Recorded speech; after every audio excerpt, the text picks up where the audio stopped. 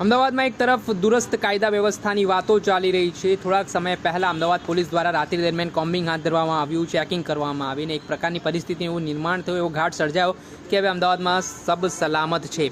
પરંતુ આ વચ્ચે થોડાક સમય અગાઉ અમદાવાદ આવેલા લંડનથી યુવાનની હત્યા કરી દેવામાં આવી, જેના જ કારણે અનેક પ્રકારના સવાલો ઉઠી રહ્યા છે।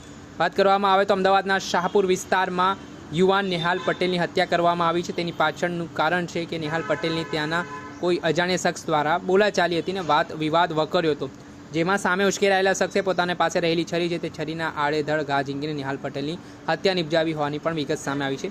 વાત કરવામાં આવે તો આ બનાવના સંદર્ભમાં ઉપેન્દ્ર પટેલ જે થલતેજ અમદાવાદ ખાતે રહે છે, તેમની દુકાન શાહપુર વિસ્તારમાં આવેલી છે।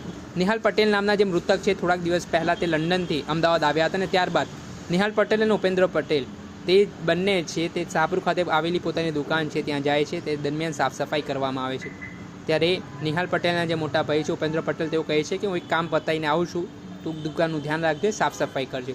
આ બાબતને લઈને નેહાલ પટેલ પોતાની દુકાન હતા, સાફ સફાઈ કરી રહ્યા હતા, ત્યારે કોઈ અજાણ્યા શખ્સ સાથે કોઈ બાબતને લઈને વિવાદ થયો, બોલાચાલી થઈ। વાત એટલી ઉગ્ર બની કે સામે જે આરોપી છે તેના દ્વારા પોતાની પાસે રહેલી જે છરી છે તે છરીના આડેધડ ઘા છે તે નેહાલ પટેલને ઝીંકી દેવામાં આવ્યા હતા। આ ઘટનાના સંદર્ભમાં ત્યાં હાજર આરોપીની હિંમત તો જે રીતે જોવા મળી કે ત્યાં છરીના ઘા મારીને સામે ફરિયાદીના ઘરમાં જાણ કરવામાં આવીને કહેવામાં આવ્યું કે મેં જ તારા ભાઈની હત્યા કરી છે, તારાથી જે થાય એ કરી લેજે। તેને જ લઈને કાયદા વ્યવસ્થાની સ્થિતિ સામે આવે અમદાવાદમાં અનેક પ્રકારના સવાલ ઉઠી રહ્યા છે। જેવી રીતે ગુનેગારો અને અસામાજિક તત્વો પોલીસને પણ ખુલ્લો પડકાર ફેંકતા હોય તેવી સ્થિતિનું નિર્માણ થયું છે।